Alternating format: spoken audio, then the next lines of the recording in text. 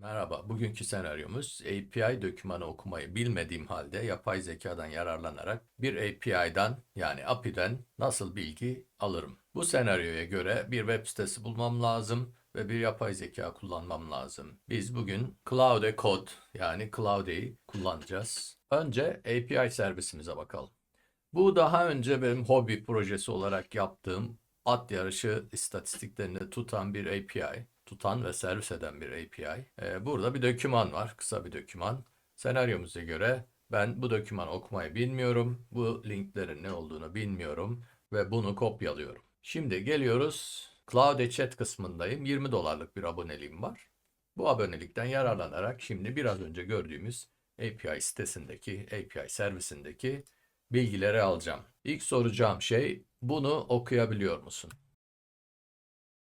Tamam, süper. API'mızı okudu. Evet, bununla ilgili bir şey yapmanı istiyorum. Bugün hangi hipodromlarda yarış var? Web fetch olmadığı için API servisinden alamadı. Fakat URL üzerinden aldı. Bugün İzmir'de yarış varmış mesela. İzmir hipodromu yarışlarını listele. 7 koşu varmış. Yarışlarımızı da listeledi. Diyelim ki yarış 4 ile ilgili bilgi almak istiyorum. İlk sormam gereken hangi atların koştuğu. Yarış 4, hangi atlar hangi jokeylerle koşuyor?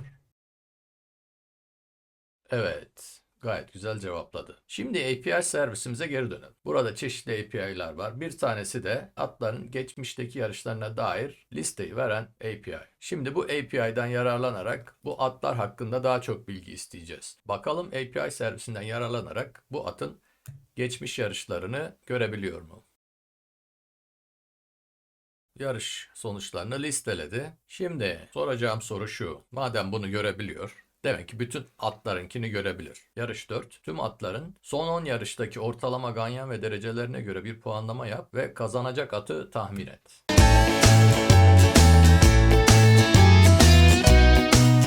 Evet, analizini yaptı ve bize sonuçları sundu. Bilemiyorum. At yarışında bir sürü seçenek var, bir sürü dinamik var. Dolayısıyla bunu büyük ihtimalle bilemeyecek. Ama neyi gördük bugün? Dokümanını dahi okuyamadığımız API servisinden Cloud Code Opus 4.6 sayesinde yani Cloud'e Opus 4.6 sayesinde dokümanı okuyarak bütün verileri alabildik. Eğer siz de bir API'ye bağlanıp bilgi almak istiyor fakat işin içinden çıkamıyorsanız Claude sayesinde ya da herhangi başka bir yapay zeka sayesinde bunu yapabilirsiniz. Bugünlük bu kadar.